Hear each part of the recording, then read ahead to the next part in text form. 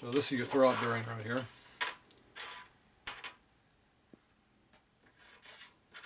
That?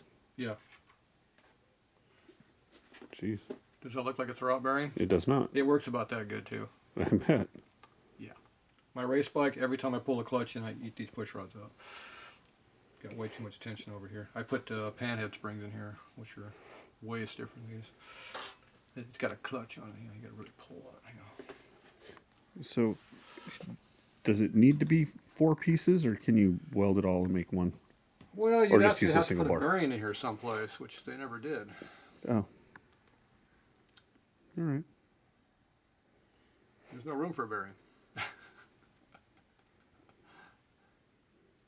Perfect. Yep. Yeah, nobody's come up with a way of fixing that problem yet. Okay. Not with stock parts. If you take it and put an aftermarket cover on it with a big lever on the outside, put a bearing in, yeah, you can make it work with a bearing. Yeah. With the worm that they got in there, nobody's ever put a wafer bearing in there because there's nothing holding the wafer in there. Now, if you took this here and had it so some kind of a round pivot to it with a wafer, so when it moved in and out, it would work. Actually, with the worm, it should be straight. You could do it. You could cut one of these out and probably put the wafer in there with a hard washer in here. But this goes inside of your main shaft of your tranny. There's not room in there to do that. That's the problem. You'd have to cut the main shaft open quite a bit to make room for the wafer to go in there. But that's where the sprocket nut goes, which is way smaller than this one. And so there's just no room. Yeah. And obviously over here, there's a lack of space out here because this thing was right on top of dragging on it. So it's just kind of a problem.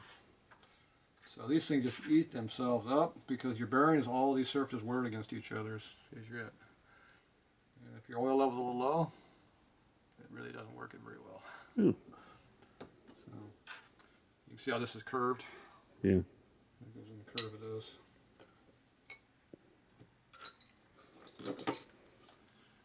That helps hold it in so it doesn't move around. Oh, yeah. Because this thing moves, the clutch basket moves like this all over there because these things are crappy for alignment. They turn sideways like this when you're running. It's just really bad. That's why these have to be curved. So a lot of issues. Jeez. So anyway, that's how it all works. Not very good. Now these here, you got to center these studs up in these holes. So if you put them in the wrong spot, they don't center up. See how it's off center right here? Yeah. That is off center. So that means these cups don't fit. So Yeah. that's why I couldn't get it apart the first time. So you have to play around with that. Need a tool. So you try a different one. That's not really any better. Get another one.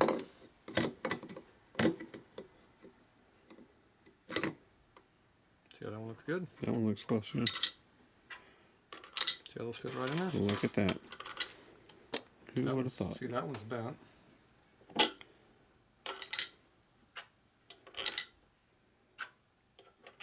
This one's bent. It is.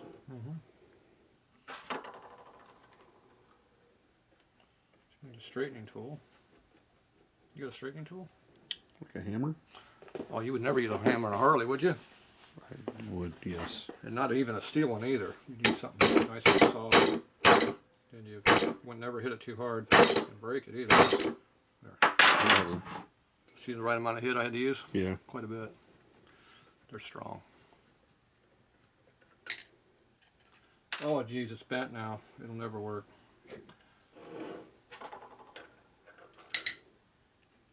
Yay. Fits. Don't lose the spring. You got your crappy springs. These look like Big Twin, but they're not. They're lighter. Then you have your outer plate. Now you got small holes and big holes. So you got short nut, low, high nut. Yeah. Short nut has small hole, big nut has big nut. Goes in big hole. Okay? Because if you notice the studs inside the spring where you can't get to it. Yeah. So when you put this on there, how do you put your nut on there and tighten it? You have to have a spring compressing tool like that to press it down. Well, Harley ain't stupid. So use a tall nut. catch it.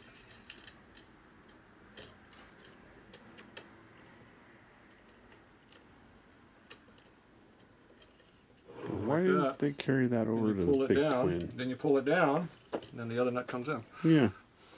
So why didn't they carry something over like that on the big twins? Well, you know, they're not very smart. Because that seemed like a pretty good idea.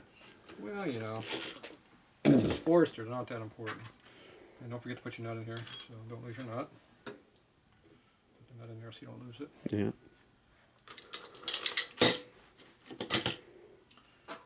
So yeah, there you go. Now these have been cut down here, so I got to kind of figure out what they did here. Looks like this is the shortest stud here, and that one's pretty short too. They definitely modified things here a little bit. So this needs to have the correct inner hub put into it, which we don't have. But we're going to pretend it's the correct one there. All right. Sounds good. Oh.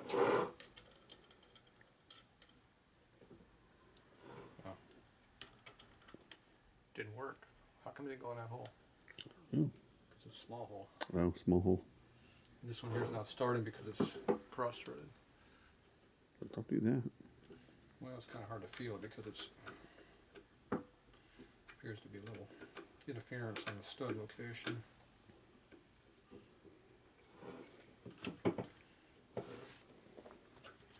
might be the one that we had to adjust. This also has a sharp cut on it where they cut it. There we go. Ugh.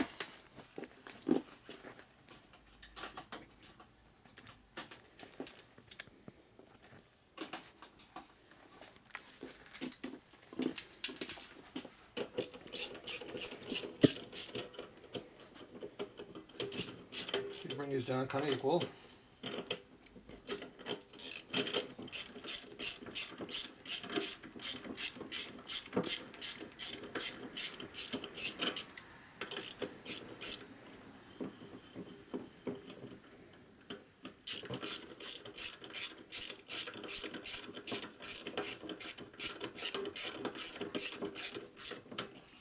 See, they got that groove right there? Yeah. It matches the groove in a nut.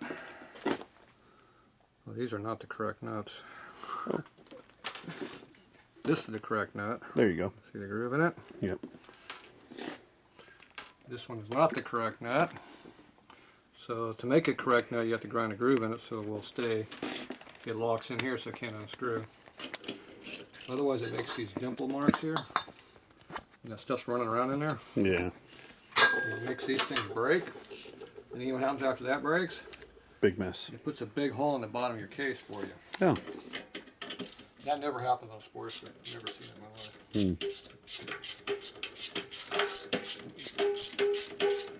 You get the springs working. Yeah.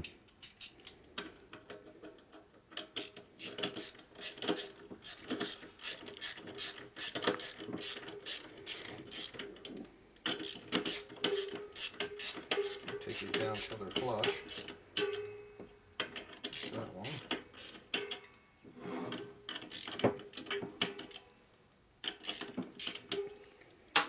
Okay, once you get down to that point, you can come in here with the correct nut, which we don't have on this one.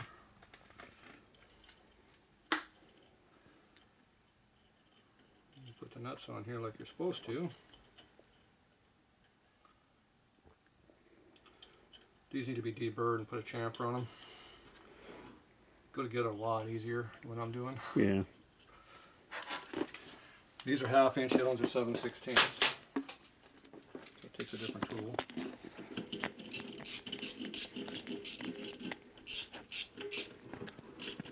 And here it's starting to work.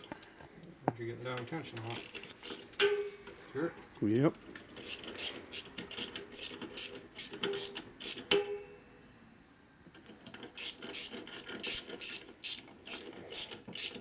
This one doesn't have that noise to it. Mm. Because it doesn't have any grooves in it. Mm. I think that one did. Then you adjust it by measuring from the inside of this plate to the top of the there. And you go between 1/8 inch and 3/16 is where you put it. Yeah. For your tension. Yeah, that's how you do your clutch.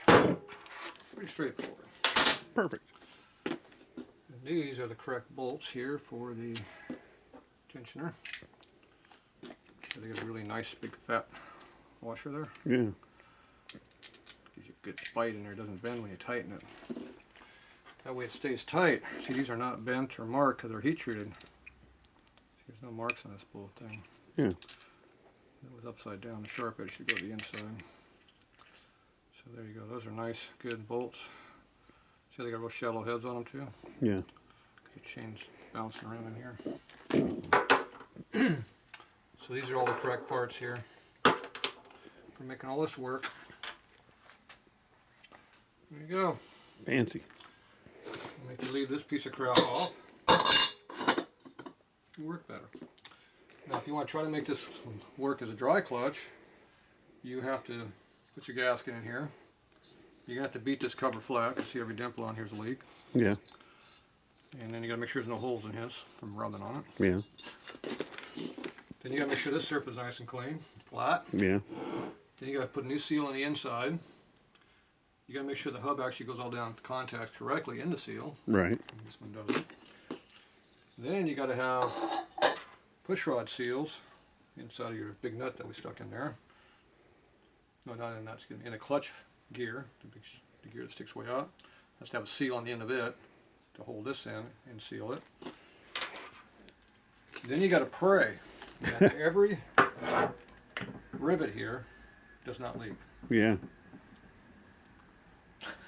Make it a wet clutch. So those are easy, all snotted up with varnish and shit like that crap they put inside the cases. They do the same thing on the outside here to seal these rivets up. Make Yeah. sure the oil doesn't go in there. And it works so good.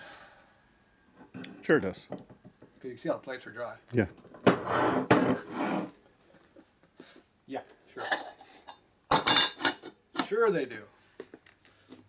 Now my one race bike, I have to have a wet clutch because I have a metallic clutch in it. So it has to be dry, it doesn't work. So it's a slipper clutch out of a top fuel bike. So I run 7 plates in my street bike trying to make the clutch work. Too much power. Oh. So I've gone to welding the lugs in because it rips these rivets out. Re-rivet them with bigger rivets, weld them top and bottom because just welding the top wasn't enough, it still broke free, so I had to weld the bottom. Jeez. The tab, that the square tab in it, the dog. Yeah. So I have to weld on both ends, glue all these rivets in, make everything else super good, and it'll stay dry for about 2 races. Jeez. Then it'll start leaking somewhere. Back in there, figure out what hell it's leaking from, clean all the shit out of it. You don't really ever stop it, you just kind of clean all the crap out. Take your metal plates and heat them up with a torch and burn the oil off or stick it in the hot oven, on the hot plate, and 600 degrees it burns all that shit off. Jeez. Stick it back together, get a couple more races out of it if you're lucky, and back in there again. Wow. Pain in the butt. No kidding. Never works. Put the Kevlar barnettes in there, take all this shit off, let the oil do what it's supposed to do, and it works good. Yeah. Best way of doing it. Best way to do it. Best way of doing it. They also have a red Alto clutch. It's a wet clutch also. But I like the Kevlar better. But, all right, there you go. Fancy Sportster crap. Nice.